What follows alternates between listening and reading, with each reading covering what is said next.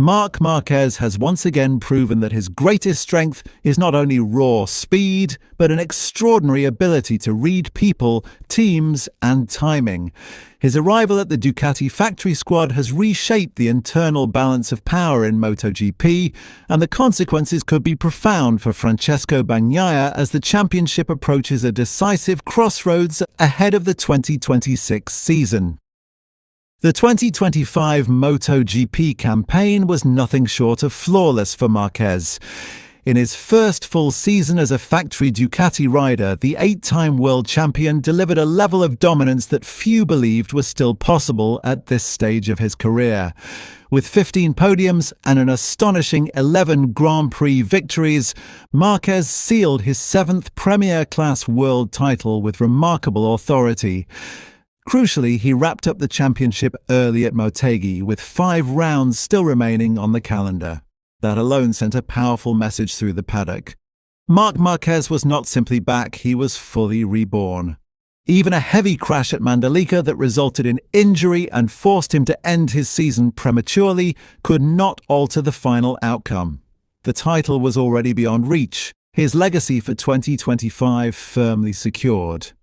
Yet beyond the statistics lies a deeper story. Marquez's impact at Ducati has extended far beyond the circuit. According to respected MotoGP technical analyst and former engineer Alberto Vergani, the Spaniard has quietly become the emotional and competitive center of Borgo Panigale's project. Vergani believes the partnership between Ducati and Marquez is far from temporary, even with sweeping regulation changes set to arrive in 2027. Despite inevitable interest from rival manufacturers and the potential for lucrative offers elsewhere, Marquez is not seen as a rider motivated primarily by money. Personally, I don't think Marquez is chasing a spectacular offer, Vergani explained. He's not obsessed with money. I've never seen him this happy. That's why I believe he could stay at Ducati, and it wouldn't surprise me at all. This sentiment cuts to the heart of Ducati's current advantage. They possess not only the strongest bike on the grid, but also a rider who thrives within their system. The Desmosedici has allowed Marquez to exploit his aggressive instincts without compromise, while Ducati benefits from his unrivaled race intelligence and relentless competitive mindset. From a strategic standpoint, this relationship is built on mutual dependence. Ducati know they have the most coveted seat in MotoGP, while Marquez understands that no other manufacturer currently offers such a complete package. As Vergani notes, Ducati's waiting list of elite riders is long, yet Marquez remains irreplaceable. I see this as a partnership based on mutual interest, Vergani added. Neither side wants it to end. Ducati could choose any rider they want because everyone wants a Ducati, but Marquez gives them something extra.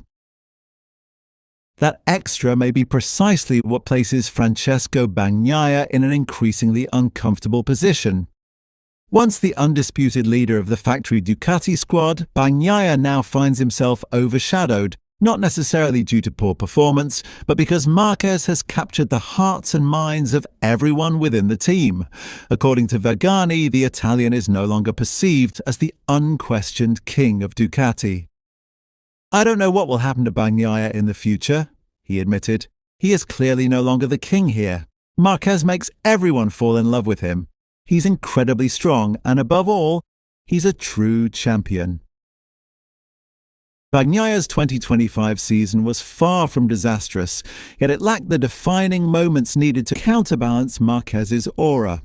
In MotoGP, perception often matters as much as lap time. Marquez brings leadership, spectacle, and a relentless hunger that reshapes team dynamics, elements that Ducati as a brand values immensely. Vergani stopped short of declaring Bagnaia finished at the top level, however. Instead, he suggested a potential rebirth elsewhere, notably within the VR46 ecosystem, should Valentino Rossi eventually distance himself from Ducati. A move to Aprilia, backed by VR46 influence, could offer Bagnaia the chance to rebuild his status away from Marquez's towering presence. As MotoGP edges closer to the 2026-2027 transition, Ducati's internal hierarchy will remain one of the sport's most compelling storylines. Marc Marquez has not only reclaimed his place at the summit, he has done so with intelligence, charisma, and devastating effectiveness. For Bagnaia, the challenge is no longer just about beating rivals on track, but about redefining his future in a paddock increasingly shaped by the influence of number 93. In modern MotoGP, talent alone is no longer enough, and right now Marc Marquez appears to be winning on every front. Beyond the immediate rivalry, Ducati now faces a delicate long-term management challenge. Maintaining internal harmony while fielding two world champions has historically proven difficult in MotoGP, and the Marquez-Bagnaia dynamic risks becoming a strategic pressure point. Ducati's leadership must decide whether to continue balancing two elite egos or commit fully to a single reference rider as the sport approaches a regulatory reset. From a purely technical perspective, Marquez's feedback has reportedly accelerated Ducati's development curve. Engineers value his ability to push prototypes to their limits and articulate precise weaknesses under race conditions. This has not gone unnoticed inside the garage, where development direction increasingly appears aligned with Marquez's riding style, a subtle yet significant shift that may marginalize Bagnaia's influence over time. Bagnaia's predicament is further complicated by Ducati's depth across its satellite teams.